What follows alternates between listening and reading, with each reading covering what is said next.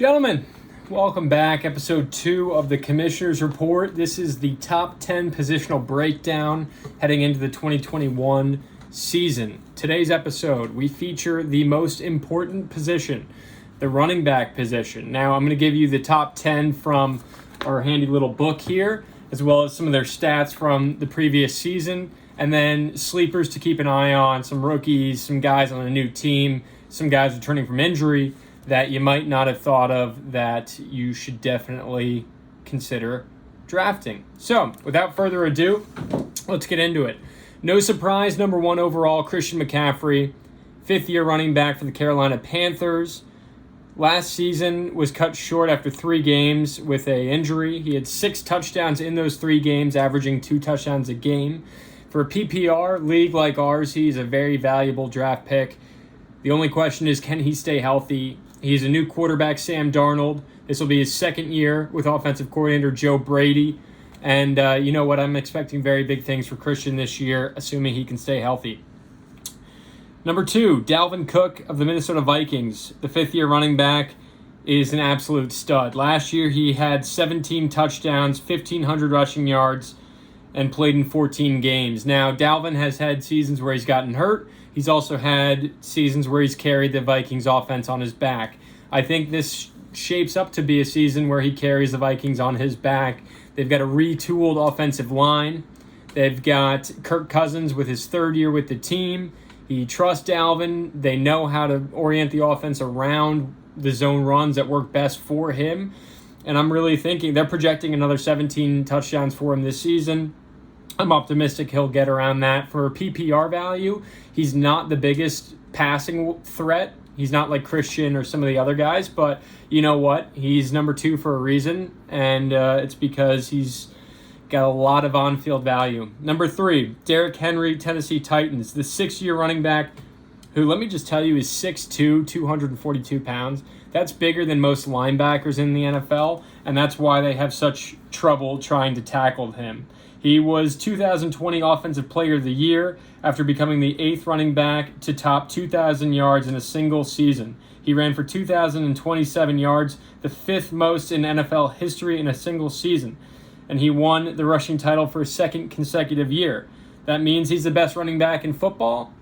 He was the most productive running back in football, that's for damn sure. He found the end zone 17 times. He played in all 16 games. They're projecting another 17 touchdowns for Derrick this year. Am I optimistic that that'll check out? We'll wait and see. You look at the weapons that the Titans have added. Maybe they don't need to rely on him as much. I know that they don't want to put him in a position to get hurt, but he's also the most durable because he's a fucking giant. Number 4, a literal fucking giant, Saquon Barkley of the New York Giants. Entering his fourth year, Saquon missed basically all of 2020 with a torn ACL. That happened in week 2 against the Bears and was devastating, seeing as he was my number 1 overall pick last year. Shame on me. Now, Saquon, when healthy, is right up there with Christian McCaffrey, being a true dual threat, pass catching as well as pure running back. Saquon's looking at somewhere, they're going to ease him back into it. Let me just throw a disclaimer right there. They're not going to give him 25 touches in the first few weeks of the season, assuming he starts. That would be stupid. They've got Devontae Booker as his handcuffed backup running back, but they're projecting 10 touchdowns for Saquon, a little over 1,300 yards with 500 passing yards. The value's there. He's a top player when healthy. The question is, can he be healthy? Can he stay on the field? He's not proven that he can do that. Number 5, Alvin Kamara. The former Tennessee Vol, Boomer Dangles, shout out, is entering his 5th year for the New Orleans Saints. Last year, he had 21 touchdowns, but he did not run for 1,000 yards. He ran for 932 and caught 756, played in 15 games. Now, that's a massive year for Kamara. He had one game in particular that was absolutely insane. I think he had upwards of 50 points. He just went off. Keep in mind, no more Drew Brees. So he's got Jameis Winston. Is Jameis going to be able to check down to Alvin, put him in the right position, throw him into checks? I don't know. Factor that in before you draft the guy, but without question, he's very talented and poised for another productive season for the Saints. At Number 6, Jonathan Taylor, the second-year running back for the Indianapolis Colts.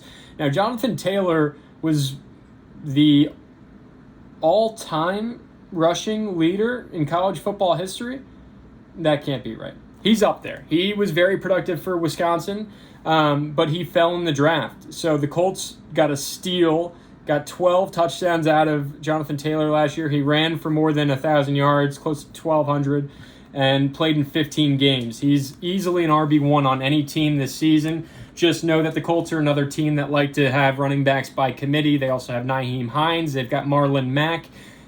Carson Wentz is a question mark, so they're really going to lean on the run game this year. But Jonathan Taylor, only 22 years old, and is poised for another very big season. Not as much of a pass-catching weapon as some of the other guys, but there's a reason why he's in the top 10. Number 7, Nick Chubb. Nick Chubb is entering his 4th year for the Cleveland Browns. He is an absolute beast. Last year, he had 12 touchdowns, ran for a little over 1,000 yards, and caught 16 passes for 150 yards. He played in 12 games. Before that, Nick was a complimentary piece in Georgia behind Todd Gurley, behind DeAndre Swift. But let's call a spade here. He is the Browns' leading rusher. He just signed a massive extension. And although Kareem Hunt is also in that backfield, expect Nick Chubb to be the predominant force for the Cleveland Browns rushing attack this season. I like him a lot as a complimentary piece. If you can get another running back in the top 10, it provides a great foundation. He's durable. You know he's going to get at least 20 touches a game. Maybe he'll get 20 touchdowns. I don't know. But that's the number 7 overall running back. Number 8, Ezekiel Elliott. Again, if you've watched Hard Knocks, you've seen a little bit the man behind the curtain for who Zeke really is. He's entering his 6th year. That tends to be a warning flag for running backs that start to come down in their production. The Cowboys really rely on Zeke. I mean, last year he had 979 yards. He had 338 receiving yards. He played in 15 games and only scored 8 touchdowns. The year before that, though, he had 14 touchdowns, ran for 1,300 yards. And let's put it this way, like Zeke, when he's in good shape and healthy and productive, he's a dual threat the same way Saquon and Christian McCaffrey can be, even Kamara. But when he's not, he'll get 20 touches, but maybe only 80, 70 yards. The Cowboys' offensive line is a shell of what it used to be. They don't have those stalwarts at the tackle position anymore, and they've got a bunch of young guys on the interior. So I would say buyer beware with Zeke, but he will definitely see the volume as they don't want to put the ball in Dak Prescott's hand 40 times a game and risk him getting another season-ending injury. Number 9, and he should be higher on the list in my opinion, but you know what?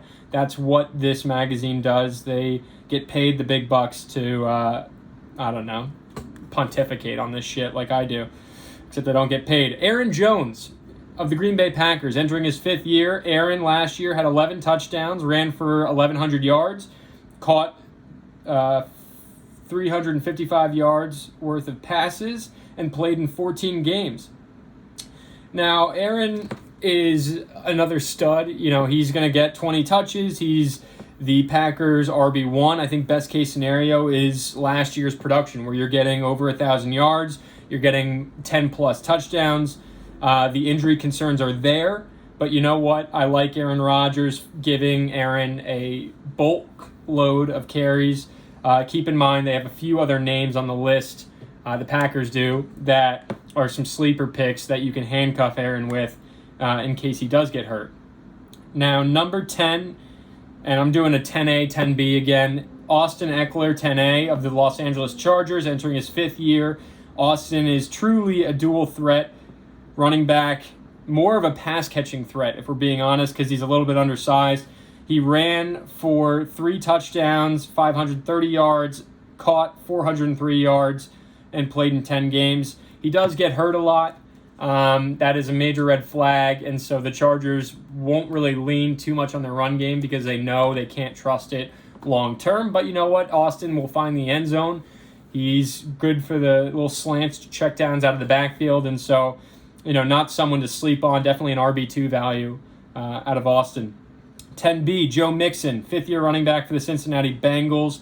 Joe last year had 4 touchdowns, 430 yards, but he only played in 6 games.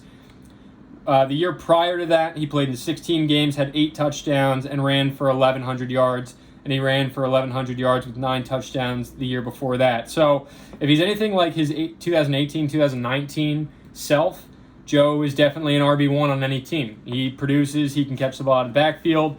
Joe Burrow, when he has a healthy Joe Mixon, is far more capable of a quarterback because he has that added weapon in the backfield. And so I think the Bengals season goes as Joe Mixon goes largely. So there is some risk with him, but he's definitely RB1 ceiling. Now, here's some names. I'm going to shout out some names in the teams. I'm not going to bore you with the stat lines for these guys, so write them down as I rattle them off here. But these are some guys that are clear RB2s, great flex options, or even RB1s on some teams that are built with a higher drafted wide receiver, tight end, or quarterback.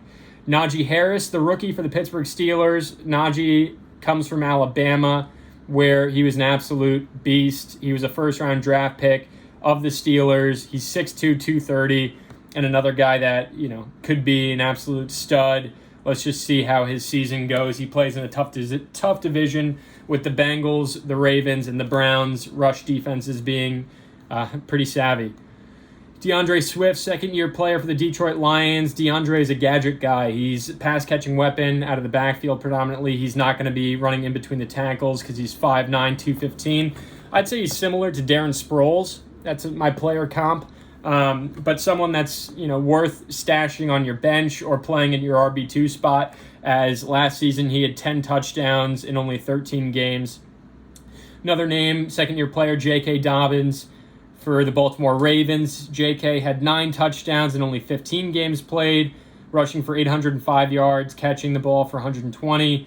J.K., with the departure of Mark Ingram, has become the Ravens' RB1. So definitely someone to stash on your bench if you have the chance. Another name, David Montgomery, Chicago Bears, third-year running back, had 10 touchdowns last year, over 1,000 yards, played in 15 games. Antonio Gibson, second-year player for the Washington football team, had 11 touchdowns last year. I know Greg drafted him, didn't know who he was, but he turned out to produce quite a bit. Chris Carson, Seattle Seahawks, fifth-year running back, has had 9 touchdowns the past 3 years, having played in 12 games, 15 games, 14 games respectively. Chris is definitely the RB1 of the Seattle Seahawks. They just are another team that like to have a lot of weapons and have running back by committee because Chris has not proven he can always be on the field. Another guy, Clyde Edwards-Helaire of the Kansas City Chiefs, second-year running back out of LSU, had 5 touchdowns last year, got hurt halfway through the season.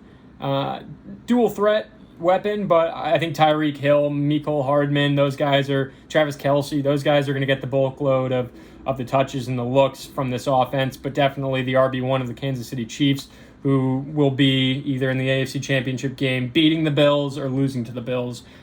Maybe losing to the Bills. I don't know, Nino. Josh Jacobs, Las Vegas Raiders, third-year running back. Can he get to 12 touchdowns like he did a season ago? Myles Gaskin, Miami Dolphins, third-year running back, has not really had that breakout year, but definitely someone to watch. Miles Sanders, Hunter Mitchell's favorite, third-year running back, 6 touchdowns his first 2 years in the NFL. What does year 3 bring for Miles? Kareem Hunt, back up to Nick Chubb in Cleveland. Kareem had 11 touchdowns last year, played in all 16 games. He's really the red zone threat of that offense. A few other names for you to consider. James Robinson, Jacksonville Jaguars, Raheem Mostert, San Francisco 49ers. Now, Travis Etienne was seen leaving last night's Monday Night Football game, preseason game, for the Jacksonville Jaguars in a walking boot. He was the first pick of the second round, the 25th overall pick, so the second first-round selection for the Jacksonville Jaguars. He's out of Clemson and is poised for a big year. He's a two-way player, plays wide receiver and running back, but if he's injured, definitely more of a long-term focus for him. James Conner, the running back formerly of the Pittsburgh Steelers, now in Arizona. Ronald Jones in his 4th year for the Tampa Bay Buccaneers. Can he find the end zone more this year?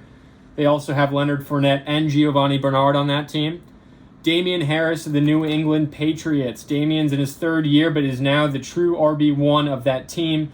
They are traditionally running backs by committee. Beware of all of the guys stashed on that team, but he will get, close to 20 touches a game. Zach Moss of the Buffalo Bills. Found the end zone 5 times last year, got hurt, but according to the hype, is supposed to be a stud. And Javonte Williams, a rookie to watch. Denver Broncos out of UNC.